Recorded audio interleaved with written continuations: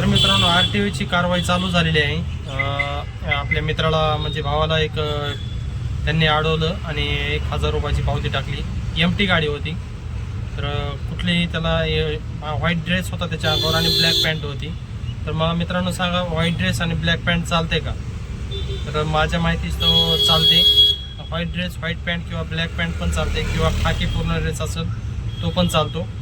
आणि सगळं असताना क्लिअर असताना त्याला 1000 रुपयाचा फाईन मारला। कारण की त्यांना टार्गेट आहे एवढ्या गाड्यांना तुम्ही कारवाई झालीच पाहिजे। आज एका महिन्यात एवढं टार्गेट कंप्लीट झालंच पाहिजे किंवा रोजचं एवढं टार्गेट कंप्लीट झालं पाहिजे असं काही असू शकतं त्यांचं। त्यांना बिनकामाची असे हे मारले। त्यांनी बराच वेळ त्यांच्याशी वाद घातला परंतु त्यांनी त्यांना जुमानलं नाही। 1000 रुपयाची पावती मारली त्याला डायरेक्ट। त्यामुळे मित्रांनो जरा जपून डॉक्युमेंट जरी केलेलं असलं तरी 1000 रुपये फाईन मारण्याचा काही संबंध नाही। त्याला म्हटलं मी व्हिडिओ काढायचा डायरेक्ट त्यांचा कोण असेल ते, तर त्यांनी व्हिडिओ नाही काढला त्याच्यामुळं थोडीशी चूक झाली त्याची पण। तर ठीक आहे, तर कारवाई चालू आहे मित्रांनो, तुम्ही पण सावध राहा जरा। सगळं क्लिअर असेल तरी पण ती कारवाई असल्यामुळं त्यांना टार्गेट कंप्लीट पूर्ण होण्यामुळं ते फाईन मारतच आहेत। तर व्हिडिओ काढा मित्रांनो, जर क्लिअर असेल तुमचं तर बिनधास्त व्हिडिओ काढा त्यांचा, आणि जर क्लिअर नसेल तर मग फाईन तुम्हाला बसणारच आहे। जय शिवराय मित्रांनो, आज आहे 27 तारीख वार शुक्रवार। तर आपण आता हिंजवडीमध्ये आहोत। दुपारचे 12 वाजलेले आहेत। तर आपण सकाळी 9 वाजता निघलो होतो आज। 9 वाजता आल्यानंतर आपल्याला ट्रिप पडली आकुर्डीची, खंडोबामाळ चौकाची। तर खंडोबामाळ चौकातून अजून एक बुकिंग पडली आपल्याला पुनावळे साईडची। पुनावळे साईडहून परत आकुर्डीला वाढली आपल्याला बुकिंग। आणि आकुर्डीला आल्यानंतर मग अजून एक लोकल 40 रुपयाची ती बुकिंग वाढली। तेवढी जागेवर पिकअप होतं त्याच्यामुळे मी घेतली ती 40 रुपयाची। म्हणजे 1 किलोमीटर सोडायचं आहे हॉस्पिटलला। तर ठीक आहे, ते मॅडमने 40 रुपयासाठी 100ची नोट दिली। 100ची नोट दिल्यानंतर ते सुट्टे बघण्यासाठी 15 मिनटं घातली त्यांनी। ते काय सुट्टे भेटले नाही, माझ्याकडे पण सुट्टे नव्हते। त्यांना म्हणलं ऑनलाईन करा, तर ऑनलाईन पण नाही म्हटले। मी म्हणलं 100 द्या, बाकीचे 60 रुपये मी तुम्हाला ऑनलाईन करतो।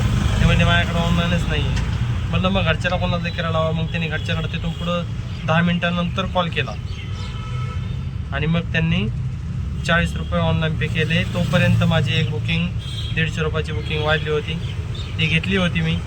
कस्टमरने ते 5 मिनिट 10 मिनिट आलो नसल्यामुळे ती कॅन्सल मारली। त्यांचा कॉल आला, मी म्हटलं कस्टमर कोण पैसे घेत आहे, आलो लगेच। तोपर्यंत कस्टमरला अर्जंट जाणं होतं त्याच्यामुळे त्यांनी कॅन्सल मारली।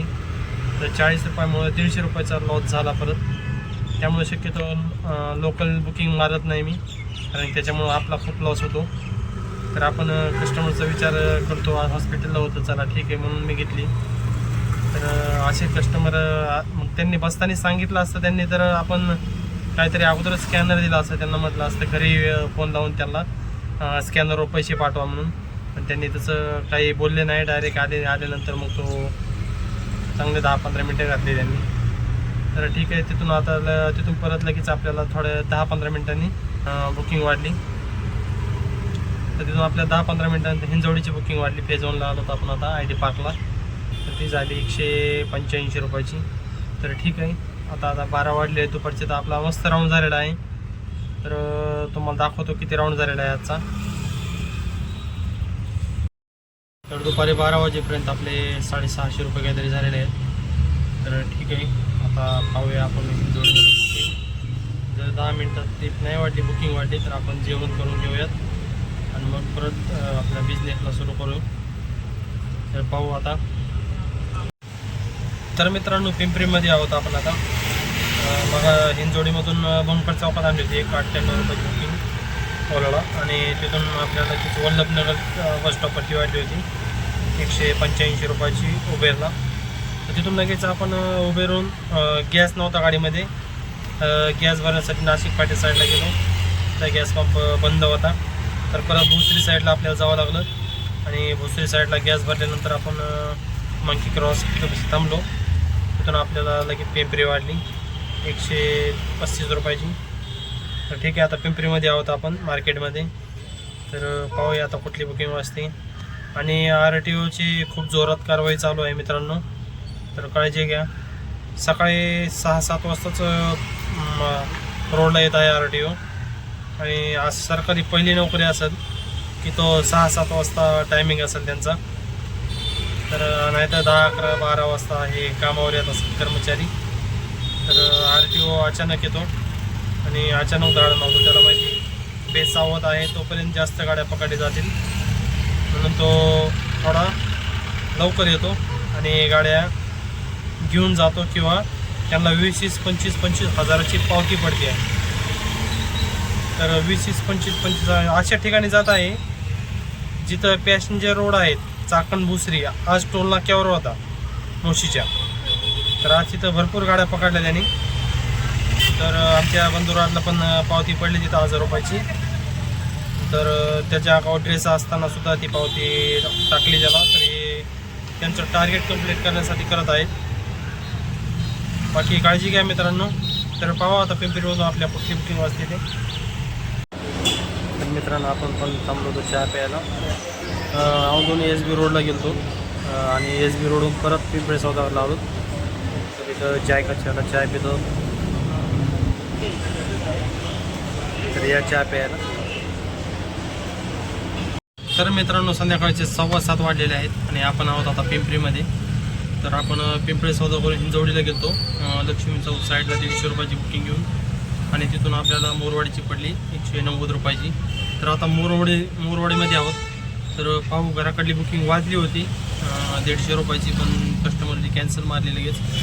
तर ठीक आहे, अजून घराकडे आपल्याला बुकिंग पडत. तर पाहूया. आणि मित्रांनो RTOला जरा जपून, कारण की RTO पावत्या मारत आहे आणि विशेष करून जो फ्रंट घेत आहे त्याच्या अंगावर ड्रेस नाही. तर माझ्या अंगावर तर ड्रेस नाही आता, त्याच्यामुळं मला पण पकडलं तर मला 100% 1000 रुपये फाईन लावणार तो. बाकी माझं सगळं क्लिअर आहे. तर पाहूया आता आपल्याला घराकडे बुकिंग वाजते का. उद्यापासून आपण व्हाईट ड्रेस घालण्याचा प्रयत्न करूया, पांढरा ड्रेस. तर RTOपासून सावध राहा मित्रांनो. आणि RTO 12,000, 15,000, 20,000 फाईन मारत आहे.